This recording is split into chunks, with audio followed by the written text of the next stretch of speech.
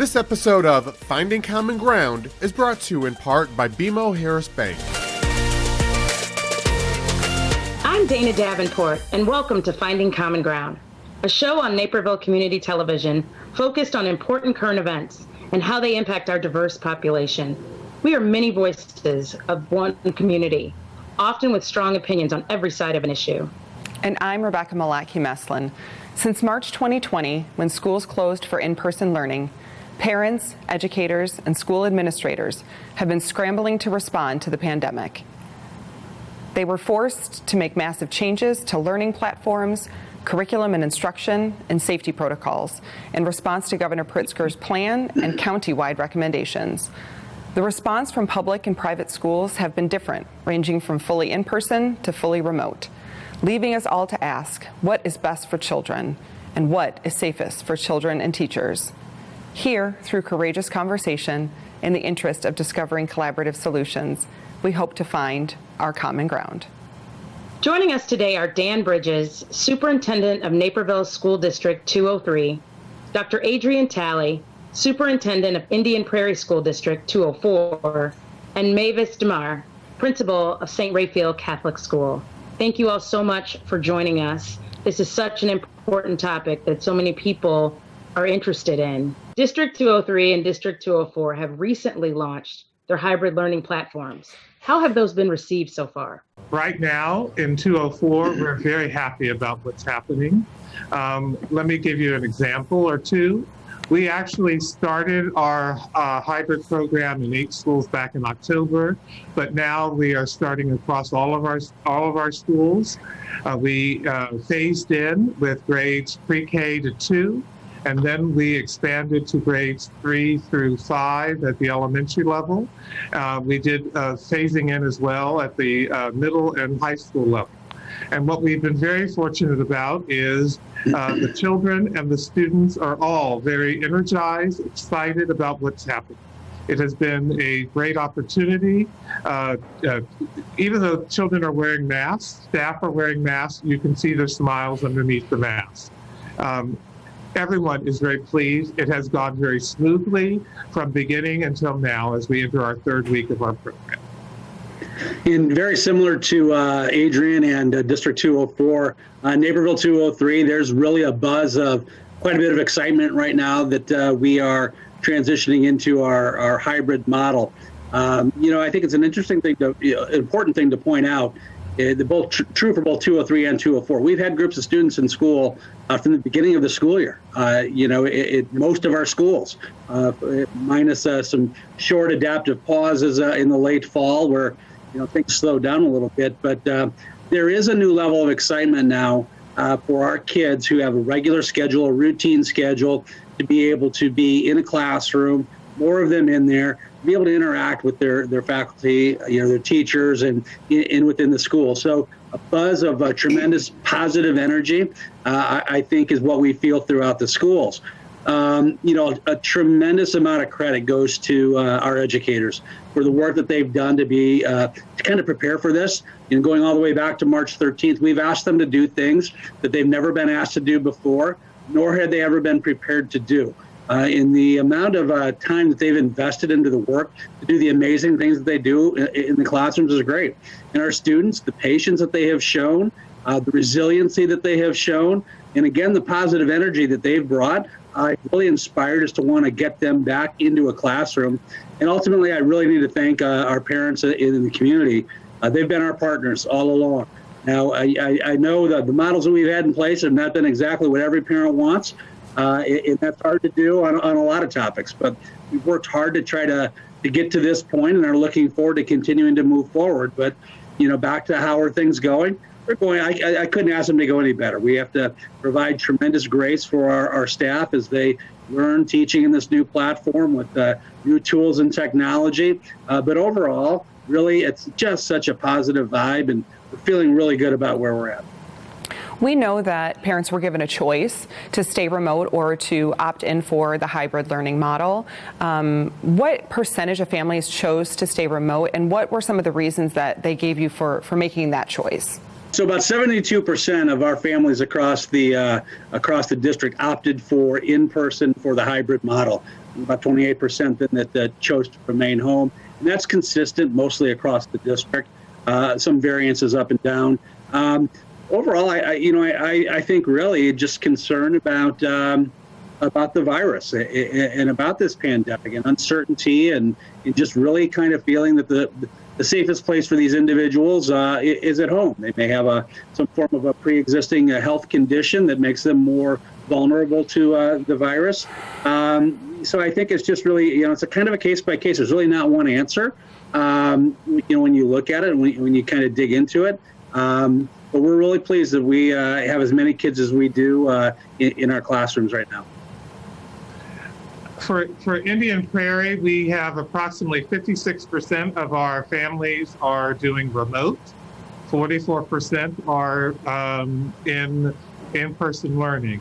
As Dan mentioned, for the most part, these parents who are deciding to stay remote, it's due to the fact that they may have someone in their home who has issues that they don't want to expose them to the virus, or the parent is concerned about the health issue of the child in and of itself.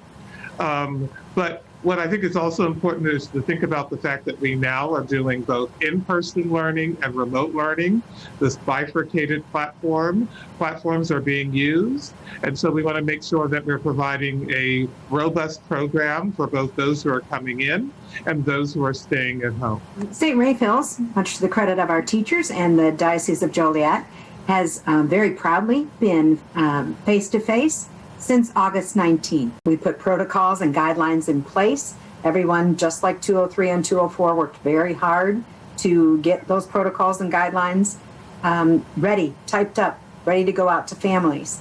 Also training all teachers in safety measures, ordering all of the things that we needed, which I'm sure we'll get to later. So March 13th, as you know, we went remote for a time. We shut down on that day, that Friday, and we were up on Monday completely remote with hardly a hiccup in the doing. So it was pretty amazing. Our teachers finished out the year strong.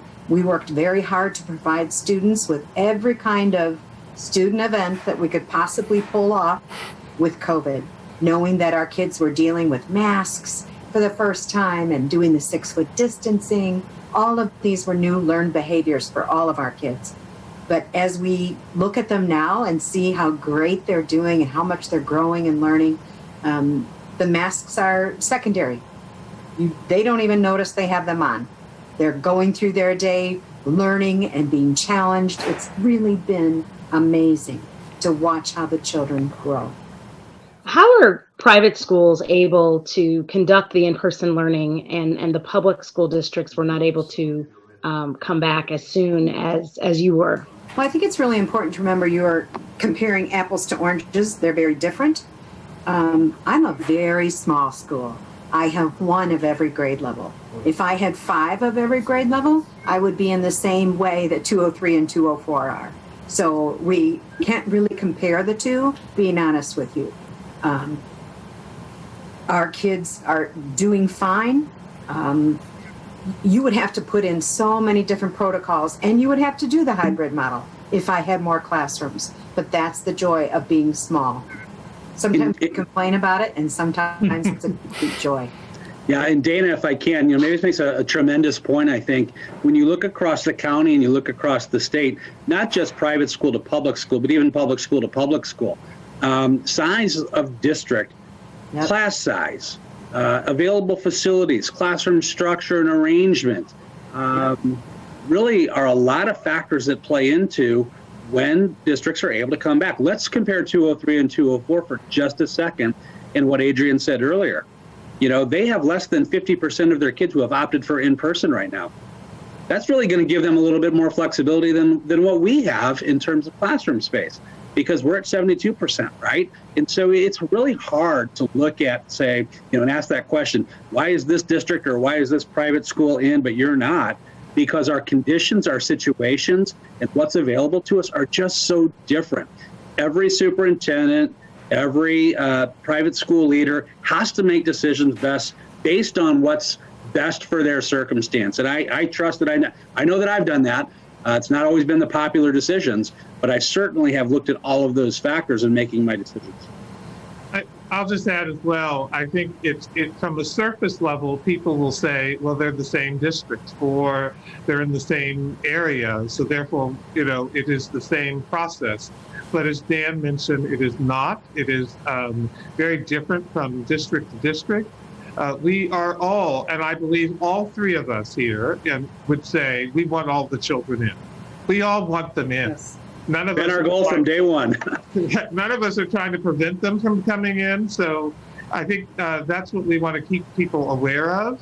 And so as we look at these items, and one of the things that Dan mentioned, I just wanted to speak a little bit more about, it's the square footage in a classroom.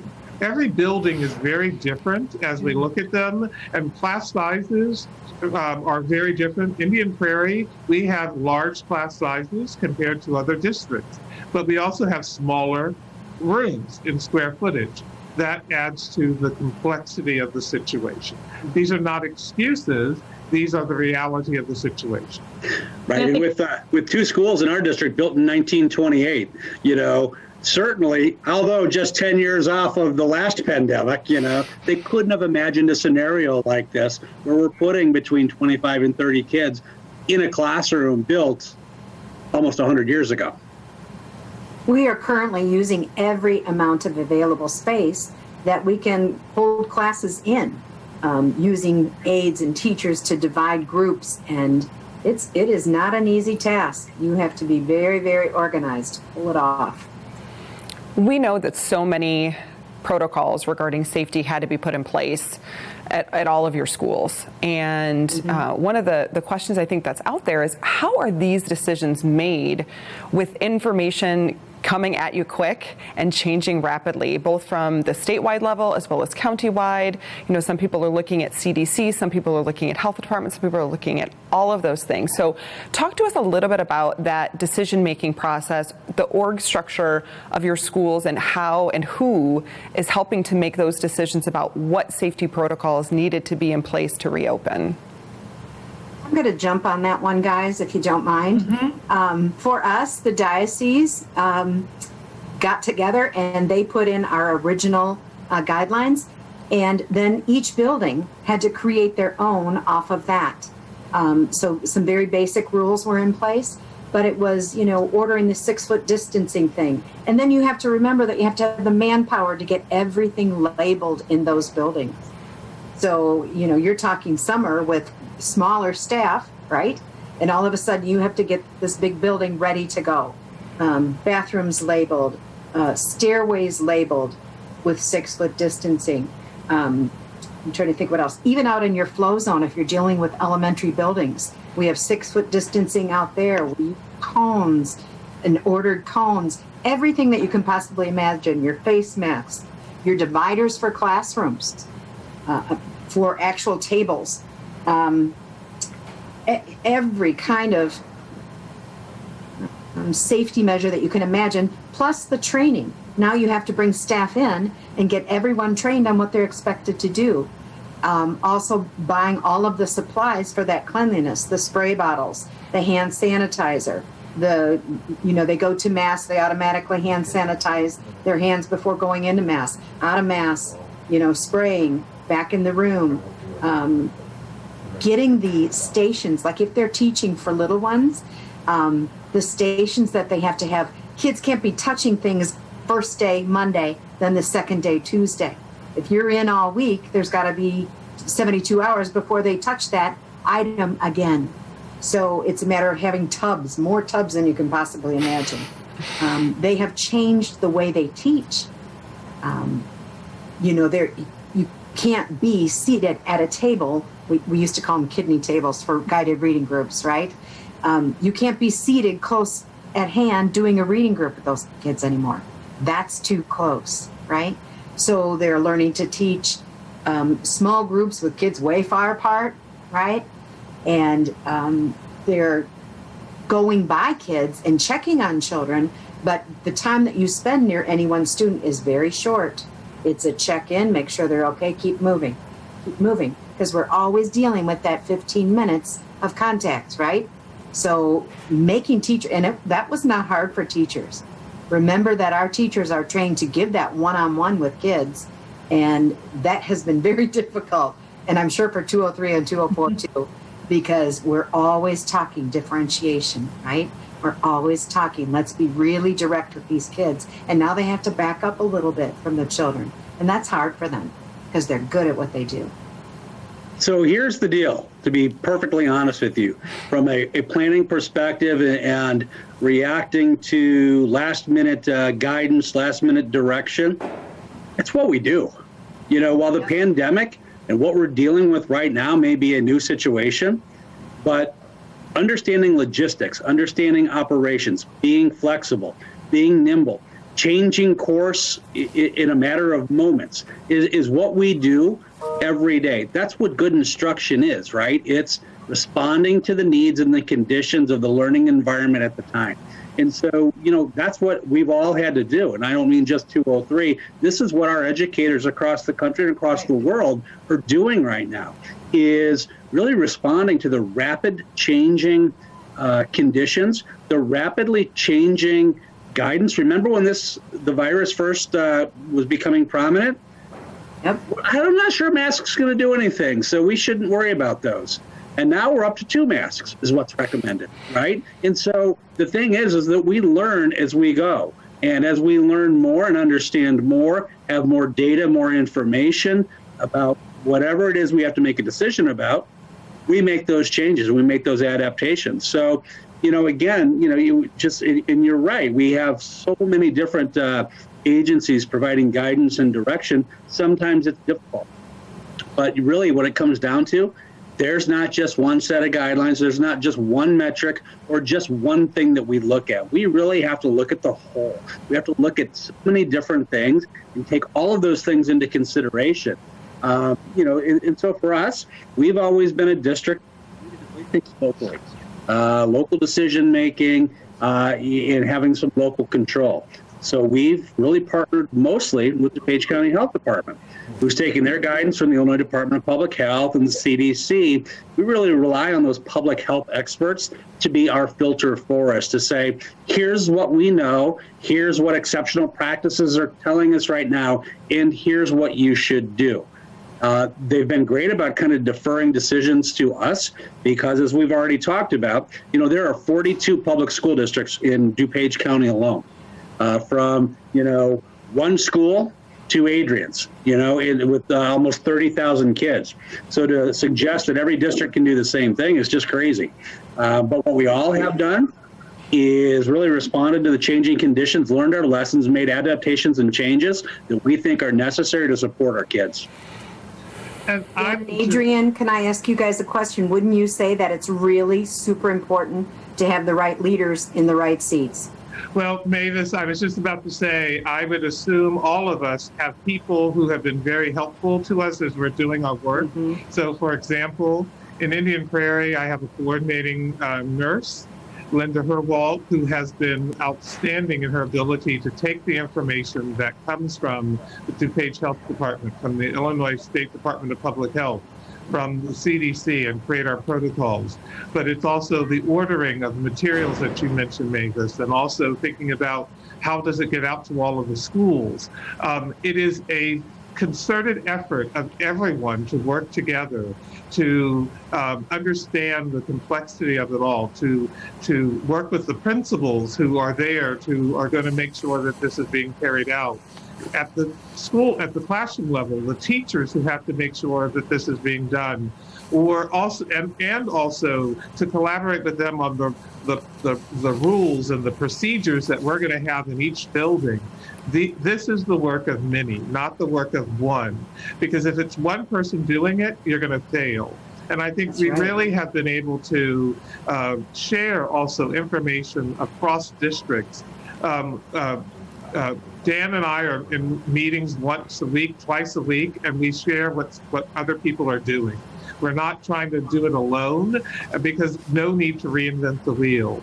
It is a very complex situation and fast changing one. But as Dan mentioned, I think we really are adaptable, and it's part of who we are as educators. Thank you so much. We're going to talk a little bit more about the plans moving forward when we come back from this short break.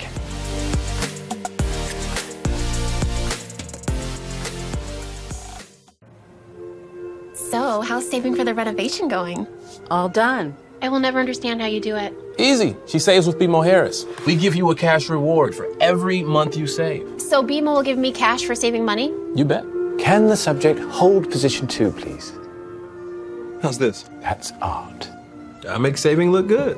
When a bank helps you make real financial progress, that's the BMO effect. Get a $5 reward every month you save $200 or more in a new BMO Statement Savings account.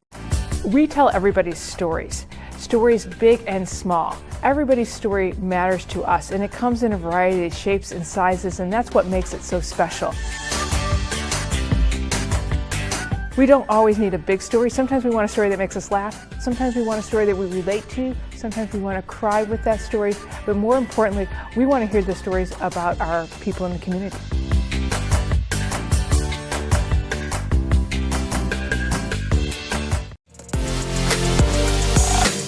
Welcome back to Finding Common Ground, where we are talking about education and public school, private school, and their response to the COVID pandemic. One question that I think is on everybody's mind is that what are the protocols in place for when there is a positive test in COVID in one of the schools? We do contact tracing. All of my nurses have been trained and through Johns Hopkins and contact tracing. And so when there is a positive case, it's important for our nurse to talk to the person who is positive to find out where they've been in the building, with whom they have spent time, were they wearing masks, and a few other questions that they're going to be asked. Because what we need to find out is who may need to be quarantined due to exposure.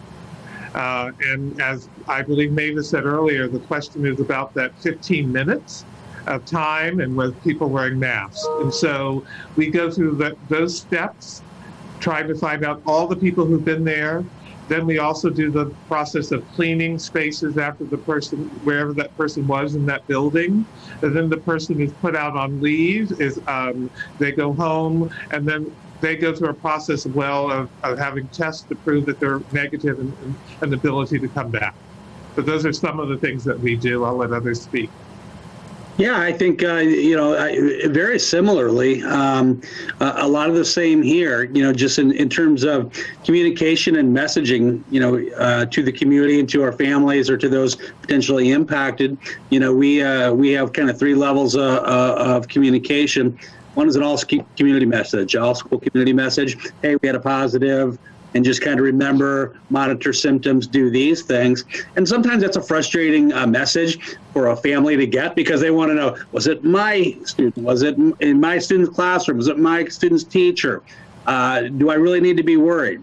So we've tried to communicate out that you get that general message, you're okay, monitor symptoms, pay attention. But then the next 2 levels, we send a close contact message. And those as they've been talking about, those close contacts are in a position where they may have been exposed to a point that we're concerned. And then so we ask our close contacts to quarantine at home for 14 days, monitor symptoms, and consult with their physician. But then we also send a low-risk message, too, to those that, maybe not within the 6 feet for more than 15 minutes. Maybe you're within a close proximity in the classroom. And we're going to ask you to just monitor symptoms and let us know if things change. But otherwise, a lot of what Adrian said, very similar here in terms of contact tracing, which is so important to ensure we help control the spread of the virus. I would add to that piece the fact that not only have the nurses been trained for you guys and ours, we have a nurse contact that we use, but we also try to use someone who's very compassionate in delivering that message to parents, keeping in mind that parents wear their heart on their sleeve for their children, right? Now I really look like an elementary person, don't I? Or sound like one. But when you're hearing that for the first time, and especially when we first started with all of this, the compassion that you needed to know was really critical. Mavis, you've been in person with almost all of your students since the start of the school year. I assume that you have had kids test positive, and maybe teachers as well. Have there been any outbreaks, or because I think when we hear test positive, that's different from an outbreak or transmissions within the school. Have you had that, and what was the response from parents and teachers? Really an outbreak was identified as 5 or more cases. We have not had that at one time, but we have had like 2 in a classroom, and then parents are worried. And sometimes they will respond with, in their fear, God bless them, they will respond with anger back at you. So you have got to have it together, and you've got to go into your calming mode, where here's what we're going to do, here's what you are going to do, right? This is when your child will be able to come back. This is what the test is like. It's a fuzzy thing that they stick up their nose. It's not scary. There are many things that, if you're really compassionate, that you can take that fear and lower that fear for the families. So, as far as having outbreaks, we haven't really had an outbreak. We've had one here and there at different grade levels. We did have to shut one grade level down for a time and go remote for a little bit, but then we brought everybody back in, and we had, our God is an awesome God playing in the parking lot. Sorry, guys, you can't do that. Just saying. So anyway, it was. I've talked to him quite a bit during this whole thing, though. No, I know you've been praying a lot, haven't you? We all have. But there's some joy, really, to being able to bring faith into it, and to relating to the moms and the dads as a mother and a grandma myself, which I'm sure you guys do too. Dan and Adrian, you as well, as you mentioned earlier, Dan, you've had kids on campus, right? They've been on campus since the start of the school, although in small numbers. So you've been dealing with this since the start of the school year as well, in just smaller numbers. Have you seen, what does that response look like, and have there been any outbreaks in either of your districts, as defined by that 5 or more in a class? Mm-hmm. Yeah, so we've certainly had positive cases, both on the student level as well as our staff level. We have no evidence or no data to suggest that there has been any spread within our schools. So we're, really that's one of the things that helped us with the transition into our hybrid model, and feeling very confident about doing that, was that we felt that the mitigation strategies that we have in place has been able to limit any sort of spread. So, again, we've not seen outbreak as defined, but we certainly had a number of positive cases. And I think ultimately, it's just everyone who's dealing with it. It's another, kind of a bump in the road, or another challenge that we have to work through. But again, with the right mitigation strategies in place, adhering to it, constantly communicating, we're feeling a lot more comfortable about the number of folks that we have in our buildings. And I would agree with what's been said. In Indian Prairie, we have had those cases. We put them on our website so people can see how many cases are in our buildings. We have been very transparent about it. And some of them have been students, some of them have been student athletes, some of them have been our adults. But the cases tend to be from people and getting testing positive based upon activities that have happened in their private life, and not based upon what has happened in our schools. And so, as Dan mentioned, that's why we felt very comfortable in our ability to bring people back. We felt it would be moving us in the right direction, because the cases in our buildings were not caused by people coming in being positive and spreading it to other people. That's what we want to. One of the things you've been talking about throughout this is the ability to be flexible and to pivot. I like, Mavis, what you said about responding with compassion, because you've all had students on some levels in the buildings. Can you talk a little bit about particularly some of those groups like special needs, for example, and how they've been in the buildings, kids who really need to be in the buildings? Can you talk a little bit about that, because they've been there for a while? Students who have some form of an exceptional need, whether it be a defined special education need with an IEP, or just students who have struggled in school, either academically or social emotionally. have been or choosing not to, or having a difficult time engaging and just participating, have been our priority from day one. And it's just IEP teams, for example, with our special education students, continuing to meet and work and identifying the needs of the student and how to best accommodate those needs, and how to best meet their plan and support them. And so, there's been varying levels. Some of our more severe students or with multiple needs, or most at risk, have been in our buildings a lot over the course of the year. But again, that's the power of our teachers really being flexible and thinking about what students are going to, need more to be able to be successful. We want all of our kids in school, and every parent wants all of their children in school. But when you really kind of dig in and say, where are our greatest needs right now? Where are students who are struggling at a greater level than others? And, they have been our priority. As we've talked about, we've been serving them on a very regular basis. That was the group that I put a pause on at the very last moment. It was the last group for me to pause right before Thanksgiving break. We were having children in our pre-K program, our special ed program, and I really did not want to put a pause on them because, as Dan mentioned, we knew that they were the ones that we needed to serve the most. As we look now to our hybrid program, we're looking at how can we expand their program for our special ed self-contained students, and we're looking at trying to make that more days as possible. We know we owe them, and so we're doing everything possible to ensure their success, their academic, their social emotional success. And one thing I want to add is, I think what we've all been focused on as well is the support of our social emotional needs for our children. All of us are concerned about the mental health of our children and our adults. And so we have been spending a lot of time focused on that as a school system, but I know without a doubt the other two are also doing that same work. No doubt. Such an important priority for us. And I'll tell you, just as a not only superintendent, but as parent, I had a senior last year. That's tough on her. I've got a senior this year. I hope I don't have to have two go through the end of the spring, in the same way, because I've seen firsthand just the impact from a social emotional standpoint in my own home on a child. So, we certainly recognize that, and it is a great concern to us, and we're doing as much as we can to try to support those needs as well. Do you anticipate for 203 and 204 that you will, I guess what I'd say, is there any reason not to continue with the hybrid model, or is there any other model that might be introduced before the end of the school year?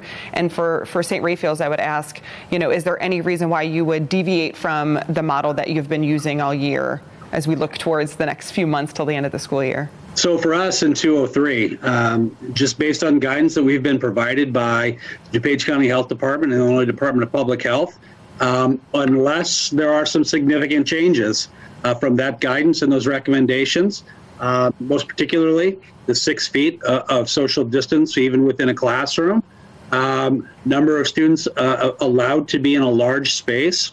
Unfortunately, I don't see a change. I think our hybrid, we could see some flexibility and some modification as we go through. Again, lessons that we learn along the way to improve it and make it better. But unfortunately, I see us remaining in hybrid for the remainder of this year, unless guidance changes. Maybe with the wider distribution of the vaccine and more folks being vaccinated, we can look at things a little bit differently. I'm optimistic. We just planned our summer school program, and we're looking at trying to be in person. And we're looking at the fall next year. We're scheduling for in person, right? And so that's kind of where we want to be. But the reality is, unless guidance changes, and we're kind of given, I would say, permission to do things differently, I unfortunately think that hybrid or some form of our current hybrid model is going to be what we see for the near future.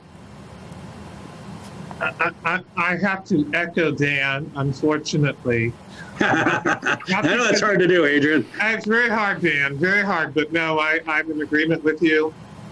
The only thing I would add is, and I believe Dan is probably doing this, but I don't want to speak for him, We are looking at our enrollment in our hybrid program and trying to see, are there any places that we could make some slight variations into the plan, maybe bring in one grade level because we can combine it and see what happens. So all of us are looking at how can we add more in-person time, but the 6 feet rule is something that we are adhering to. And so that controls some of what we are able to do. We intend to be face-to-face in the fall, just as we have been. We don't have a lot more space to expand. I will be trying to open up another grade level of a certain grade level at this time. We have 10 to 17 students on a waiting list for every grade level at this time. I can imagine enrollment being up in the private school system. Yeah, Speaking of that, do you suspect an enrollment uptick for summer school? Oh, in 203 for sure. I mean, we're planning for it, and we are fortunate to offer a fairly robust summer program every summer already, and so we plan to do that. But we're going to take a closer look at some of our needs, our greatest needs. Make up for lost instructional time face-to-face and expand that program this summer. We want to make sure that every family has an option or a menu of selections based on the needs of their individual child. So I hope that we see an uptick, and I hope we're able to serve more kids. We're going to spread out over more campuses than we have historically. But here's the concern I have also. Where enrollment might dip. This summer we may be in a place where more travel's allowed, larger groups are able to gather. We may see families wanting to spend that important time, maybe going to see grandma and grandpa in another state that they haven't seen in over a year, and so that's why we want to, try to do some things a little bit more flexibly. If we can find positives instructionally and operationally out of what we've been going through, distance learning, remote learning is here to stay in some form or variation as options. And so, we have always offered some online summer school. I anticipate we'll do that again this year because of the expectation that if things look a little bit differently this summer than they have, families may want to go see distant relatives that they've not been able to connect with. But overall, I do believe we'll see an increase in summer school. We're going to offer, I think, more summer programs, especially at the elementary level, continue through with middle school. What Dan mentioned is a question that hasn't been asked, but I think is important, is that, out of this whole program, what we'll be using differently in the future once the pandemic is over. And I do believe the whole remote learning will be beneficial for some. There are some children who have done beautifully with the program. They love the program. And so we're going to look at how we incorporate that in our plans going forward. But as I have said to many families, in my mind, I want to have full program in person for all of our children. But we know that for some, they really want still remote. Mavis, what things about your program and changes that you've made in the last 10 months do you feel like are here to stay or will be retained, even if those social distancing guidelines change or even if those recommendations change in the future? I made a list. You just happened to ask. Compassion for families will always remain very high, obviously, at St. Rafe's. The way we clean, the way we sanitize, we have so many less sick kids. It's amazing. The teamwork level in all sections of the building, and I think 203 and 204 would agree with that. This year we learned Zoom conferences work very beautifully. We had more dads participate in Zoom conferences this year. It was amazing. Teachers have learned new websites to use in their classrooms. What else here? Things that would stay. I just think the whole parent and teacher and student gratitude, I think that will stay for face-to-face learning. And I do think that even when people are offering remote, I think the parents know how hard we're working. And they show so much kindness and appreciation for what the teachers are doing. It's critical. There's so many positive things that have happened and silver linings with this pandemic and our response to it, how the community has rallied in support of one another, how your staff has shown sides of them that they probably weren't trained on, their ability to be nimble. What are you most proud of through your staff, your team, through all of this, lessons learned of yourself as a leader? We talked about that leadership, and you all are doing a great job in that leadership role without any training, in terms of a pandemic. So what are you most proud of? And thank you all so much for what you've done to keep everybody safe. Well, I am most proud of the people, and that's a broad category. From my administrative leadership team, that on March 13th, we make a decision to pivot and have to go fully remote. Spent the weekend building an amazing remote learning program that was not in place here. So just the commitment to try to do what's best for kids. Our building principals who are on the front line and fielding concerns from parents and really having to figure out the logistical and operational strategies to keep things running. Our faculty and staff, our teachers, assistants, our bus drivers, our mechanics, our maintenance workers, everyone who contributes to make this organization what it is, have done so many things that are outside their comfort zone, are so different. They've risen to the challenge. Our parents, because you know what, again, they're our partners in education. A parent is every child's first teacher. And their only lifelong teacher, right? And so we've asked them to do things differently, and it's impact what they do at home, but they've risen to the challenge. Our community, who understands the situation that we're in, have supported us. The amount of money we raised for our foundation to support the needs of families during this pandemic, and our partners like Aramark feeding families throughout this whole thing, has just been amazing. But ultimately, you know what? I'm most proud of the kids. They're resilient. They've rolled up their sleeves. They've done what we've asked them to do, and they just want to be kids again, and they want school back. And it's so fun to think about how badly all of the kids in our community want to be in school. So I have to say I'm most proud of the people and the willingness to be resilient, roll up our sleeves, and do whatever it takes to make things happen. It's hard to follow you, Dan, with what you said, because I think you said it all. But I will say this. Back at the beginning of the year, I wrote to my staff and I told them I'm not looking for perfection. I'm just wanting people to do their best. And so I believe our children and our staff, everyone, our community, they are doing their best. This is a most difficult time. It's not something for which any of us prepared. And when I say any of us, I'm talking about parents, teachers, community, anyone. You can't prepare for this. And so I am most proud of how people have responded. Is what we're offering what everyone wants? No, not necessarily. But what I'm most proud of is that people are giving the chance of it. People are learning. Children are excelling in many ways, not in all cases, and that's why we're happy we're having in-person learning happen.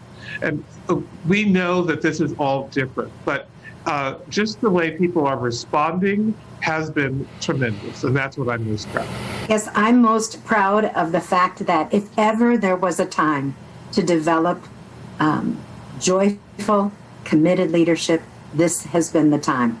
You see people all around you taking up the challenge of leading some part of your building.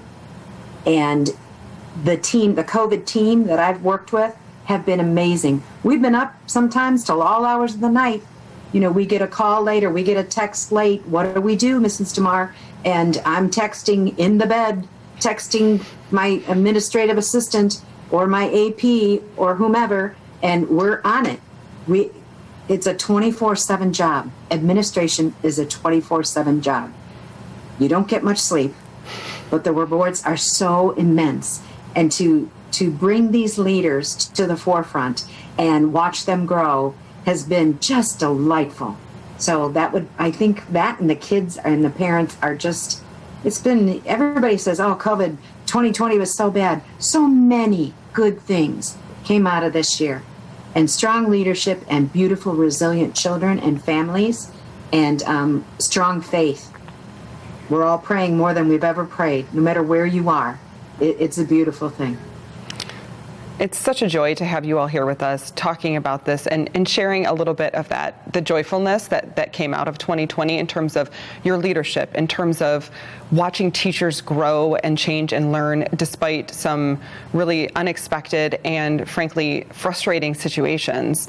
And as educators yourself, we can see that you're passionate about making sure that kids can get back into school. But we also appreciate your honesty that it's not a perfect scenario right now, nor has it been for the last year. But together, with really great people, we can move forward and look for better solutions and wait for some change in recommendations, and hopefully more ideal circumstances will come our way in the future. So thank you so much for joining us today, and thank you so much for being a part of this conversation and helping us to find a little common ground.